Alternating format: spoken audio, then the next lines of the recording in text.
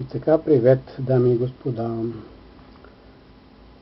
ножомани. Днес искам да ви представя последните си 4 ножчета. Ето ги тези красавци. Така, горе-долу всичките са от различни фирми. Формата им е различна. Общото е, че всичките са чисти флипери. Поне така сега са направени. Да започнем с този Benchmade. Така, дръжка от орех.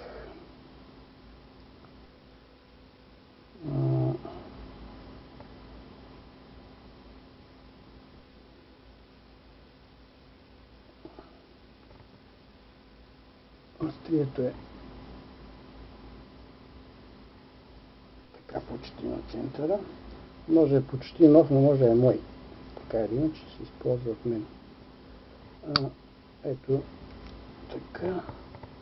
Лайнер е в самото начало. Ако забелязвате, хубаво дали се вижда, не знам, би трябвало да се вижда. Така.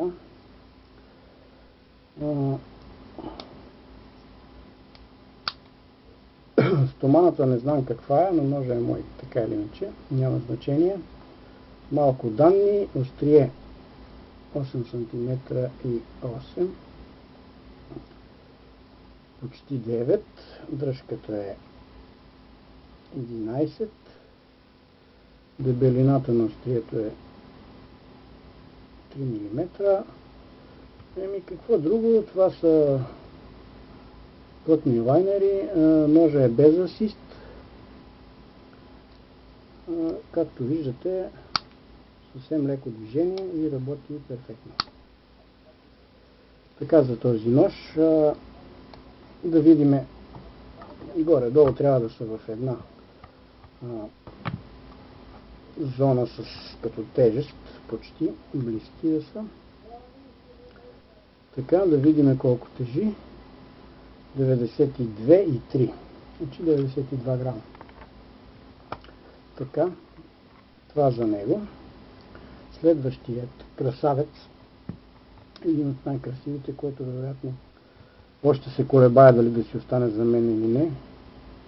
Както виждате, вижте каква шарка има самото дърво. Дървото е череша.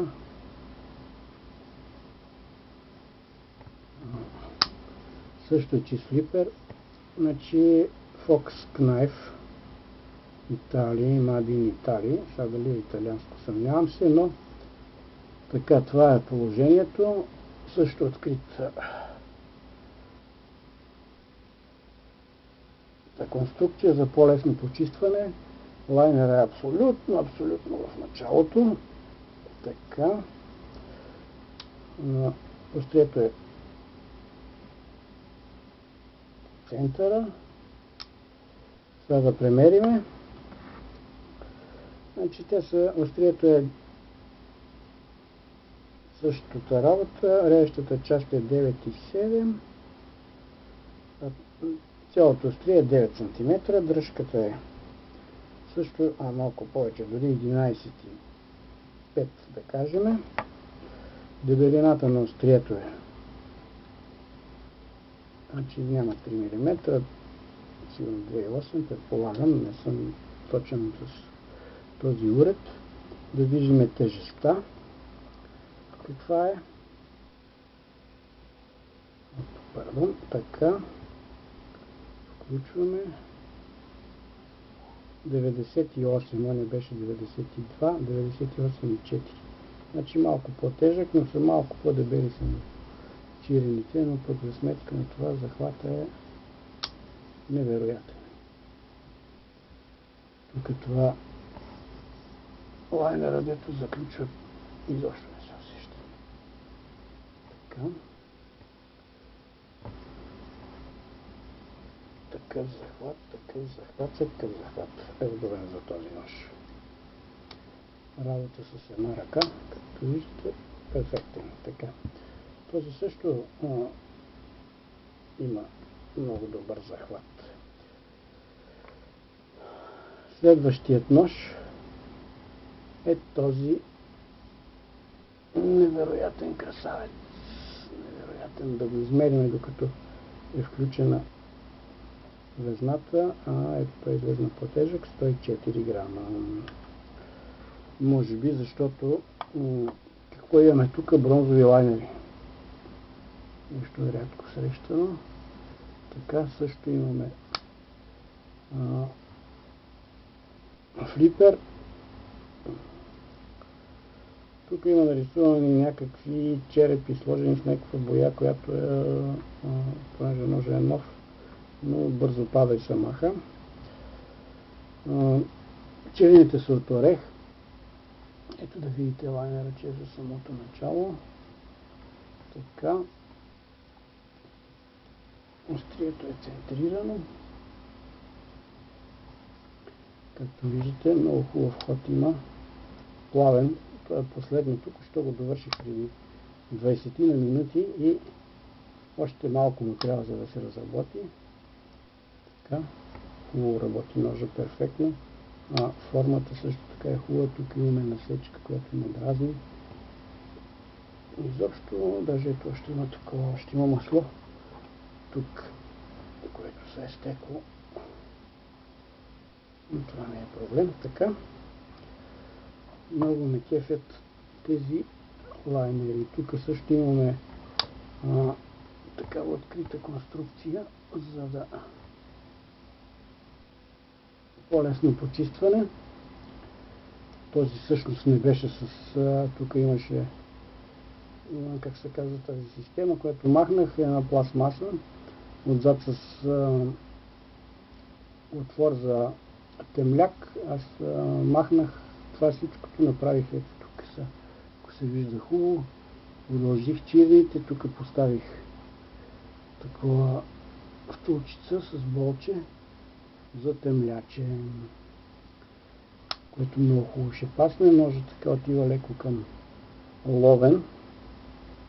Сега тези ножове не са все още наострени. В смисъл без този. Този е наострен, защото го ползвам. Тези са още с обичната заточка, но ще бъдат. Така, и да минем на последния етап. Тук не казахме това. Марката Elf Monkey. Elf Monkey. Не знам как точно се изразява. Така. Каква е фирмата? Не знам. Вероятно това е китайски нож. Така. И последният същата фирма Elf Monkey. Това е този джентълменски нож, който го купих, за да бъде мой нож. И затова го направих не случайно бял. Това са прилича на чемшир, но не е чемшир, това е сок. Почти прилича на пластмаса, но не е така. Това също е чист флипер, обаче ножът, това е наистина лек семпъл, красив джентълменски бял нож. Затова го направих бел, за да е с по-малко мирници, да е с по-малко да не показва своята агресивност, да видим каква му е. 91,8, 92 грама, значи тези двата са еднакви, т.е. така ли беше, но тези двата са еднакви, да. Тези са по 92 грама. Забравих как беше, но нищо, това може да проверим. Този е 98, да, и най-тежък беше този с 104 грама, а този острието му е може би по-дебело. И честно казано, струва ми се да повече от 3 мм. Всъщност точно 3 мм, но слоят боя, който са нарисувани черепите, вероятно той ще свали 1 грам. Така. Да се върнем на този нож. Ножът, както виждате, е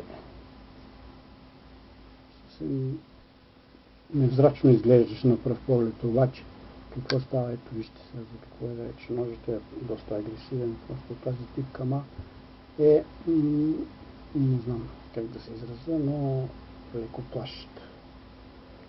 И понеже аз съм мирен човек, този нож няма да го запазя за себе си, освен смисъл такъв, ако не го продам, ще го оставя в колекцията си, но няма да го нося с мен. Така. Острието е на центъра. Лайнера е от самото начало. Също така открита конструкция за по-лесно почистване. Както виждате, ножа има и тук това за отваряне, но това е неудобно изобщо, но ако не се отвори до край, вече насам, а това също така служи за опора при рязане. И с този пръст може да го сложите и този няма да ви вместо насечка. Ножа е красив и хубав и както виждате какви са му втулчиците, красиво направени. Не са прави, а са така леко като макарички издълбани. Тоест не са издълбани, а са резовани така. Ами това за тези 4 ножа, този не го измерихме, както и предишния. И така острието му е точно, режещата част е 9, а цялостно част е 10. Така, не би трябвало да е така, значи 9 см и 1 е режещата част, да, 9 и 6. Така, дръжката му е 12 см и малко. Дебелината на острието е почти 3 мм или 3, не знам. Така, и това е за този нож. Нож е много по принцип симпатичен, така вдъхващ респект. И изглежда много голям, но не е чак толкова голям. Този нож не го премерихме колко му е острието. Така, режещата му част е, това е с 8,5, а иначе тук малко е сложно. Така, толкова с около 8,5, дръжката е 11,5. Така, и това са тези 4 красавци. Благодаря за сега, пък до нови срещи!